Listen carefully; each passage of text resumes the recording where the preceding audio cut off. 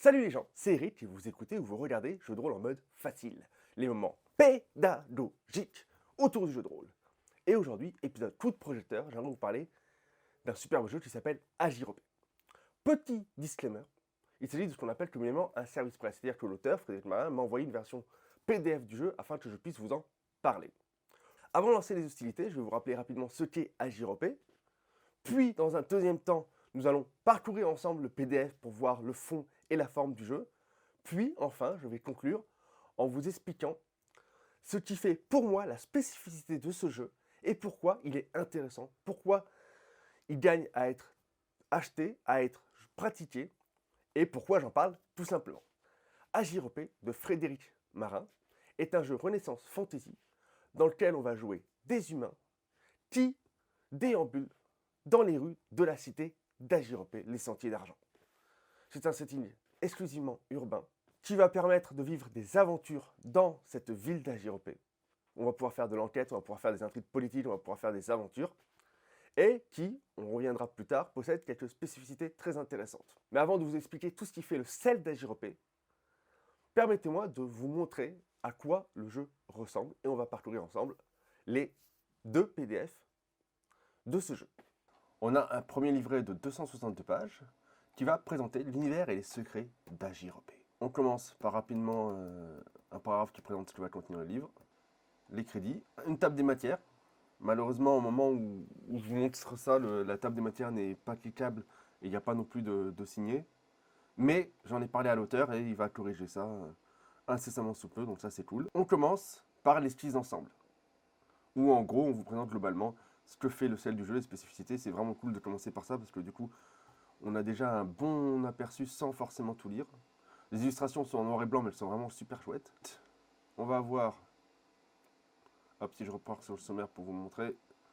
Ensuite on va avoir l'histoire de la cité, géographie, climatologie, les classes sociales. On va vous parler de la cité, voilà, on va vraiment vous faire un topo exhaustif sur la cité, avec régulièrement des illustrations noir et blanc, plutôt d'un bel effet. Mais ce que moi j'aime beaucoup, c'est les rumeurs. Régulièrement, tout au long de votre lecture, il va y avoir des cadres rumeurs. Les cadres rumeurs sont des accroches de scénario. Le mausolée des déverse des marques au basse-mortain, mais depuis peu, les pèlerins qui ont accompli ce geste deviennent aveugles les uns après les autres. Pourquoi? Ben voilà, les joueurs vont pouvoir enquêter, en tout cas leur personnage, et il y en a très régulièrement. Le premier livre est très dense, hein. C'est très très dense parce qu'il y a l'histoire, il y a le climat, il y a les classes sociales, et sur la fin, il y a la description de quartier par quartier. Avec pour chaque quartier, voilà, il y a la carte, et chaque endroit, chaque petit numéro là va être décrit avec minutie. Et c'est vraiment très dense. Trop dense pour moi. Personnellement, c'est vraiment, voilà, je ne vais pas forcément me servir de tout parce qu'il y a vraiment beaucoup de choses. Mais régulièrement, il y a ces petits cadres rumeurs qui viennent vous donner des accroches de scénario. Et on pourrait très bien imaginer prendre un quartier au hasard, paf, voilà, le mont Fierté. Et voilà, j'ai une idée de scénario. Et ça marche avec à peu près tous les quartiers de la ville. Voilà, après, voilà, je ne vais pas tout vous montrer parce que voilà, on est vraiment sur toute la ville, quartier par quartier, avec à chaque fois des rumeurs, des PNJ, un niveau de vie, voilà, c'est vraiment assez... voilà, et les PNJ, parce que je vous ai parlé des rumeurs, mais le truc intéressant dans les quartiers, c'est les PNJ. Il faut que j'en trouve un.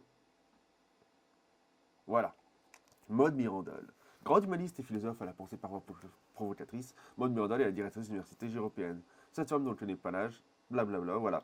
Un assez gros pavé avec un PNJ qui peut directement être utilisé dans votre partie. Et ça, c'est vraiment cool. Hop, on continue, les quartiers. Et vers la fin de l'ouvrage, mais ça, je ne vais pas vous le montrer parce que c'est les secrets, quoi. Il y a des feuillets qui sont noircis sur les côtés, c'est avec les secrets. Voilà pour le premier livre.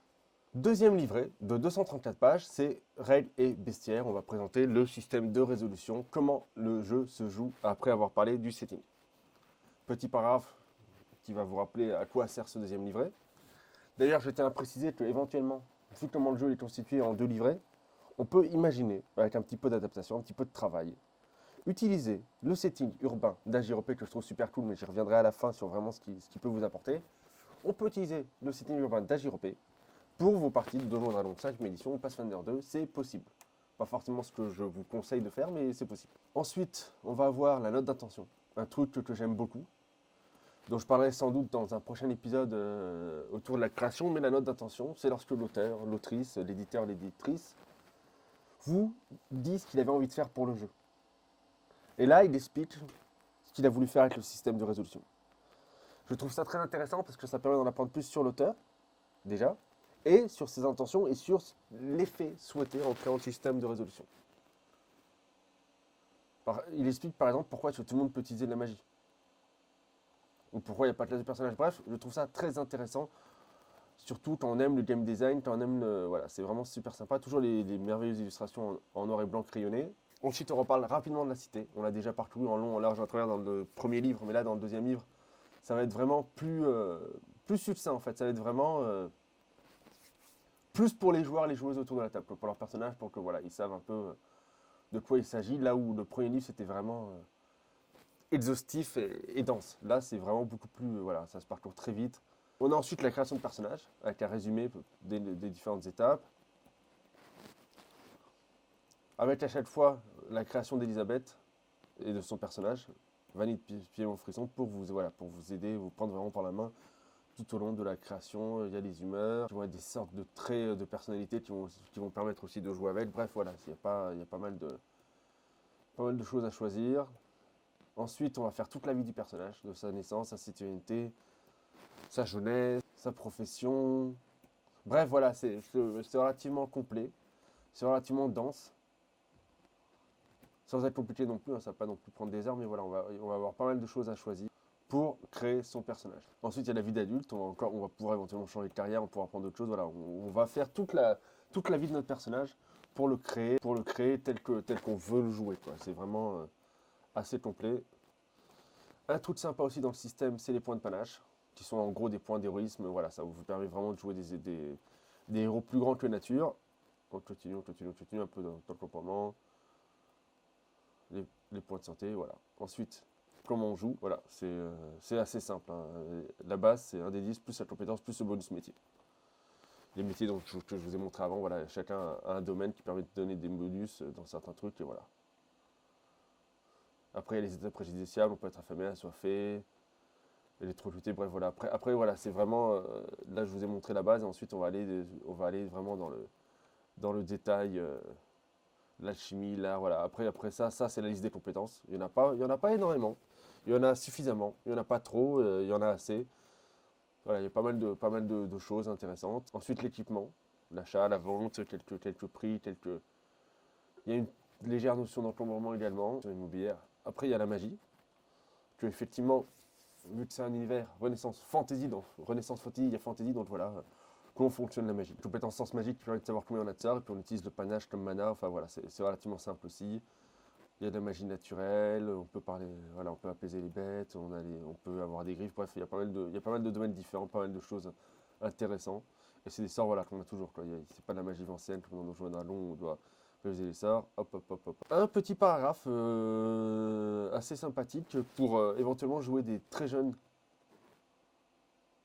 enfants, des adolescents ou des vieux, voilà, si vous voulez changer un petit peu, parce que la création de personnages de base, c'est pour jouer des gens dans la fleur de l'âge, on peut jouer des vieux ou des jeunes, quoi. Et ensuite, il y a les secrets. Ça, je vous le montre pas du coup, mais en gros, c'est voilà, c'est des règles additionnelles, mais spécifiques au monde d'Agiropé et aux secrets de Agiropé. Et un bestiaire, et ça, c'est plutôt pour le maître de jeu, quoi. Donc, je vous les montrerai pas ici, mais voilà, il y a pas mal d'antagonistes. C'est pas vraiment que un bestiaire, c'est vraiment les antagonistes et quelques secrets sur eux qui peuvent impacter les règles. Et voilà pour ce deuxième livret. Qu'est-ce qui fait qu'Agiropé est vraiment un univers et un jeu particulier? Qu'est-ce qui fait sa spécificité? Qu'est-ce qui fait qu'on va avoir envie d'y jouer et de parcourir cet univers urbain?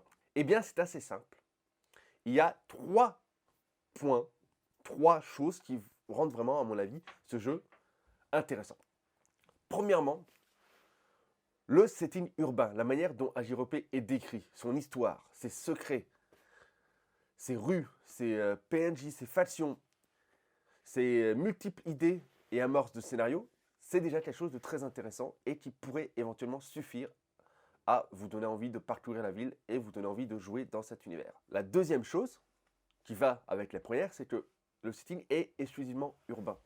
On va vraiment se concentrer sur jouer dans la ville. Qu'est-ce que ça implique de jouer dans une ville et de jouer de l'urbain? Ça change de ces jeux où on va faire des voyages, on va traverser le continent. Là, il y a une spécificité dans l'univers qui fait que chaque habitant de la JRP, lorsque quelqu'un vient à JRP, les Sentiers d'Argent, il reste un petit peu trop longtemps, de manière magique, c'est assez bien expliqué dans les secrets, c'est assez bien justifié, mais de manière magique, on va avoir une sorte de mélancolie, une sorte de maladie qui va faire qu'on ne peut pas quitter la ville de la JRP. C'est impossible. Si on la quitte, on va pas être bien, on peut être malheureux, se déprimer, se suicider, bref.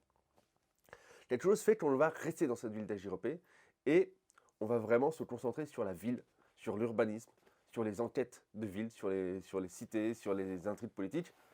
Et c'est vraiment quelque chose de nouveau, je trouve, par rapport à tous ces jeux où le voyage est important. Tout ce qui va être Seigneur des Anneaux, le voyage est au centre. Là, il n'y aura pas de voyage. Dernière spécificité, et pas des moindres, il y a dans le monde d'Agiropé ce qu'on appelle le châtiment vermeil. Le châtiment vermeil, qu'est-ce que c'est? Eh bien, il s'agit d'une malédiction, d'un truc magique. C'est assez bien expliqué aussi dans les secrets. Ce n'est pas juste artificiel pour justifier le fait de calmer les joueurs et les empêcher de tuer des gens, mais voilà, il y a cette chose-là, le châtiment vermeil, qui va colorer les yeux des habitants d'Agiropé au fur et à mesure qu'ils sont responsables de la mort de quelqu'un. Plus on est responsable de la mort de gens, plus notre œil va se colorer, et ça a l'air d'être un détail, mais ça implique que le meurtre a quasiment disparu de la cité d'Agiropé. Parce que si on commet un meurtre, eh bien notre iris va se colorer, et c'est assez facile de le prouver, c'est assez facile de le voir, et c'est assez facile d'être condamné et puni pour ça. Non seulement ça implique que le meurtre a quasiment disparu de la cité, mais ça implique aussi que vos joueurs et vos joueuses autour de la table ne vont pas pouvoir utiliser le meurtre comme solution. On va pouvoir utiliser de la violence, on va pouvoir évidemment jouer des combats, il y a un système de combat, tout ça, ne vous inquiétez pas, mais on ne pourra pas tuer. Parce que ça va colorer nos iris. Sur la fiche de personnage, il y a un œil dessiné qu'on peut colorer au fur et à mesure de nos meurtres. Et ça va changer le paradigme du jeu. Dans la plupart des jeux d'aventure, le meurtre est assez banalisé. Je me rappelle de mes sessions un peu plus jeunes de Donjons et Dragons 3.5 où on tuait des gobelins à tour de bras, des orques à tour de bras, on les massacrait, et hop, que je te massacre ceci, que je te massacre cela. Dans la JRP, ça ne sera tout simplement pas possible. Et ça change vraiment la donne. C'est vraiment quelque chose d'intéressant et ça change vraiment la donne de se dire que voilà, on ne tue personne. On ne tuera personne dans la JRP. Ou alors, ça va vite partir en cacahuète parce qu'on sera poursuivi par tout le monde va nous détester et on sera la Ligue de l'Humanité. Mais voilà, c'est assez intéressant, sachant qu'en plus, ce n'est pas uniquement le meurtre, c'est vraiment, tel que j'ai compris en lisant le livre, c'est si on est responsable de la mort de quelqu'un. Imaginons un politicien véreux qui vend des logements insalubres qui risquent de s'effondrer à tout moment à des gens et que l'immeuble s'effondre et que les gens meurent. Je pense, l'auteur me dira si j'ai raison dans les commentaires, mais je pense que ses yeux vont se colorer parce que c'est de sa faute. Et ça implique tout un tas de changements et dans l'univers de jeu pour les citoyens lambda d'Agiropé et pour les personnages. Et voilà, pour toutes ces raisons-là, je trouve vraiment qu'Agiropé est vraiment sympathique. Je ne vous ai pas forcément parlé en détail du système de résolution parce que voilà, il est assez classique, mais il marche. C'est pas lui qui fait la spécificité en tout cas. Voilà, c'est un des 10 plus compétents. Bref, ça marche bien, mais ce qui est intéressant, c'est surtout ces deux particularités de l'univers. Le fait qu'on va jouer que dans la ville, sans aucune possibilité d'aller ailleurs. Et rassurez-vous, je vous en ai parlé en montrant le PDF, mais il y a déjà suffisamment à faire dans la ville. Elle est énorme, elle est super détaillée, quartier par quartier, donc voilà, vous n'allez pas vous ennuyer. Et deuxièmement, ce châtiment vermeil qui va empêcher vos joueurs et vos joueuses de tuer à tour de bras. C'est tout pour cet épisode, j'espère que ce dernier vous aura plu. N'hésitez pas à vous renseigner plus profondément sur le jeu et à l'acquérir si j'ai réussi à vous donner envie. À dire ce que vous pensez du jeu en commentaire, à vous abonner pour ne pas louper les prochains épisodes. Et moi je vous dis ciao!